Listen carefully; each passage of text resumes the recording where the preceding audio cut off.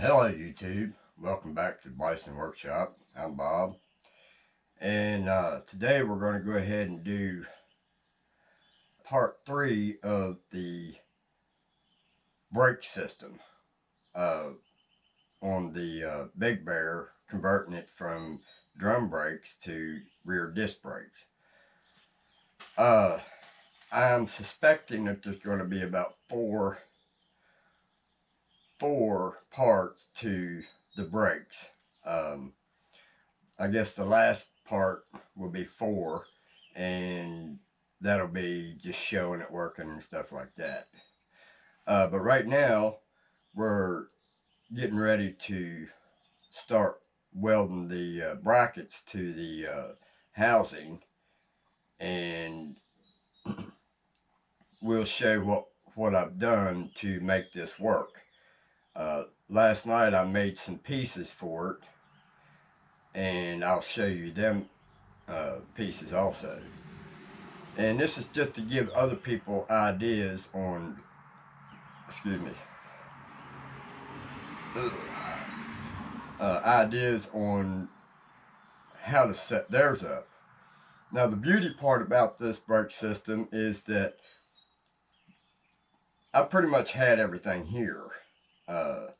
It just takes a little finagling to make each piece work, from robbing Peter to pay Paul, basically. As long as you got a front hub and a caliper, you can pretty much make your own system. And a master cylinder, a left-handed master cylinder. So anyway, I'll put you down here and we'll show you what we've got. Now originally, it had this thing on there, and then you had a plate that went in just like that, and basically what that was to do was to ride along the outside of this bearing to keep it pulled in. So this went on, and then this went on, and this part right here rode against that to hold that bearing in. Well, since we took this off and changed it, we had to redesign it. So basically what I've done is took this plate right here and copied the pieces that I needed to make. So basically what this one is just a spacer to bring this plate out so that it hits this bearing and holds it in. Now you don't want to put this plate, this hole, any further than the edge of this race. You don't want to be up against both of these, because then this will be spinning against the inside of this. So you want that to ride only on the outside race. So, and I've marked them out because they are a little different, and they pretty much fit one way. They look pretty close, but they're not. So then I found some screws that were the same size as the long screw, which if I can find here, I'll show you. Well, anybody that's pulled a Big Bear apart knows what I'm talking about. It was a screw, something like this one right here. So this was in the Big Bear bolt kit that I got to replace some of the bolts, and they fit perfect. So we'll tighten these down.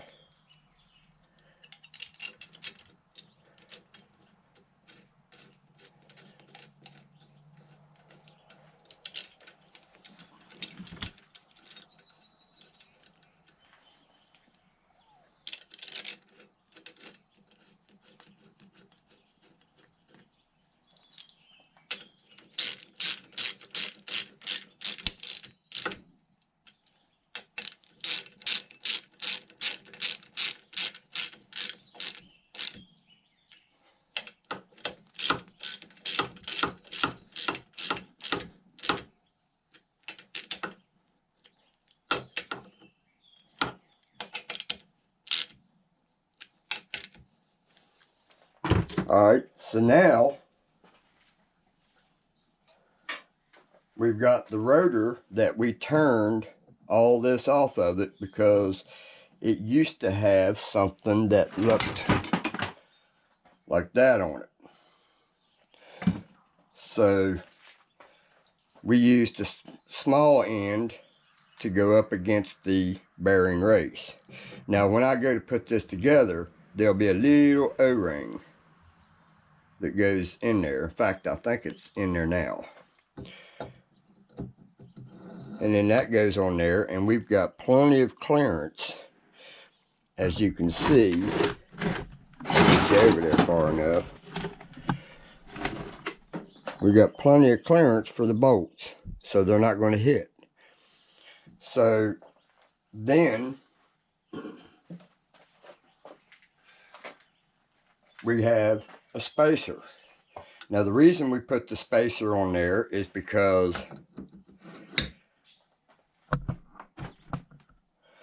this here was not far enough out, and when you put your nut on it, the hole was out past the grooves, which defeats the whole purpose of having the grooves. So we need to space that out. So this spacer is normally on the front end, so we'll just put that on the rear end. Alright, and that'll space it out far enough. Now eventually there'll be a rubber thing that goes in there. I'm not putting it in there because I'm getting ready to weld and I don't want anything heating up. And now it's out far enough that when we put our cotter pin in there, it'll work. So now what we need to do is mount the rotor. So we're going to put this rotor on there, and what we're trying to do is make it parallel with the back side of these two top bolts. So we'll slide that on there, and remember, we want this here split to be center to the rotor, and then we want this to be parallel with the rotor. So I'm going to look around and see if I can find some kind of a setup, maybe 1, 2, 3 blocks and maybe some other stuff to clamp in here to make that parallel. And that way it'll be straight, because you don't want your piston going in crooked on your rotor, because then it will wear your pads unevenly, and it could cause damage because your piston's going at a bind every time you push the brake. So we want that to be as straight as possible. So I'll find that and we'll be back. Alright, so now what we need to do is, we've got it clamped. I used a 1, 2, 3 block and 2 of my parallels that I made for the mill out of stainless steel. And yeah, they're not precision like these big old channels, but anyway, this will serve the purpose. But I took 1, 2, 3 block, the parallel, and that pretty much put it where I needed it, except it was a little tight and it was going to throw it off. So I had to add a spacer, a washer in the middle here to get it to where I could use both of these, because I couldn't find anything that was just a little thinner than that without having to make something. So I just counter it with a washer in between the bracket and the caliper, and that brought it out far enough to be able to weld it. Now that threw the center line to the front a little bit to the rotor, so when I get this welded, I can take this out and it'll put the center line center to the rotor. So I also went and angled the round part that I had built, because this rear end is beveled like that. It's not straight, it's beveled. So I had to angle cut the hole or the round part at an angle. So I just kept grinding on it until I got it to where it fit as good as I think it'll be. I think it'll be just fine the way it is. And then I've clamped it all tight. Now it still moves side to side, but that's because it's all turning. So what I've done, and I'll show you here, the setup. As you can see, we got about the same distance between the bracket and here, and the bracket and here. It's just a little off, so we're going to take it and turn it a little bit. Now I could get technical and use a caliper, but I'm not. My eye is just as good as that caliper. And it's a little straighter than what it was without the bevel. And that's what I wanted, was a little straighter.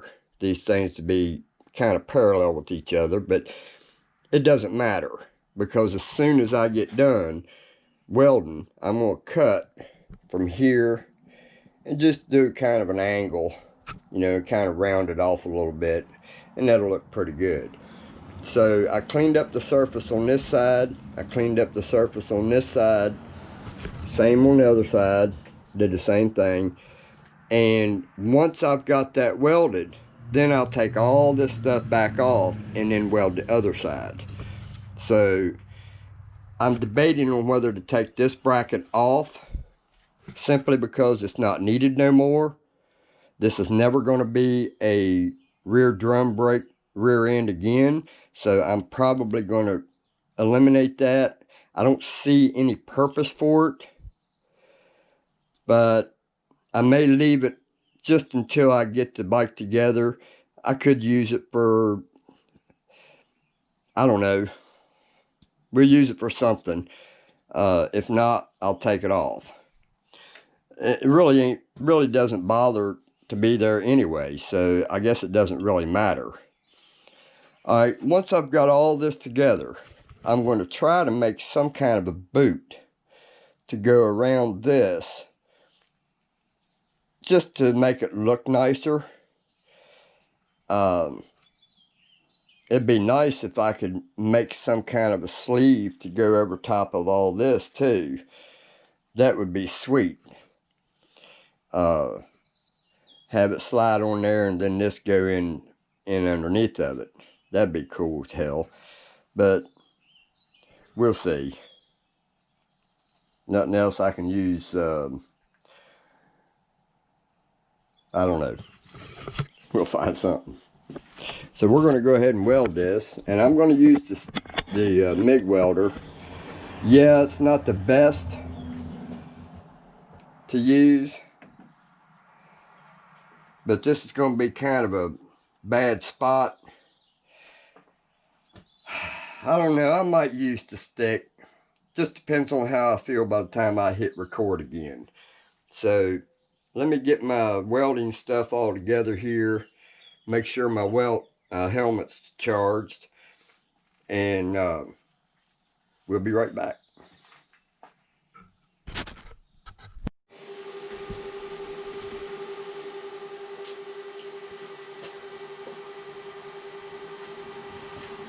Alright guys, I think I'm ready to commit. Gotta clean my helmet out. Oops. Got to pull you guys off.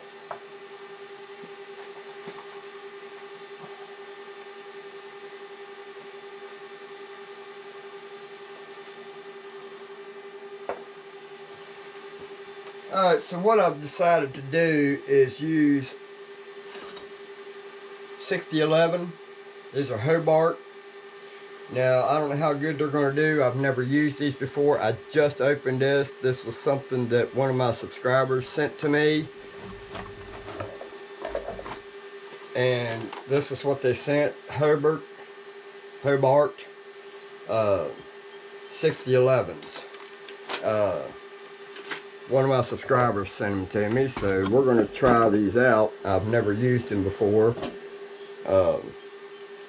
Hobart's a good name. So we'll get this ready.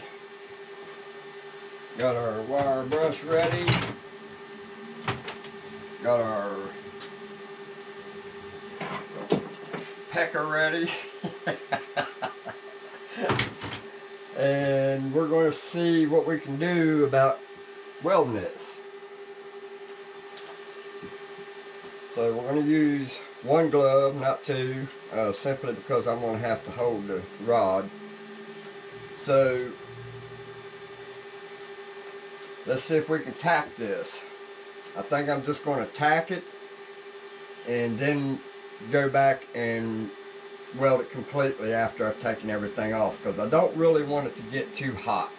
I don't want this caliper getting hot, so it's best to just tack it real good, get a good tack on it, take everything off of it, and if it doesn't break while you're taking everything off of it, then you've got a good weld and you know that you're going to be fine.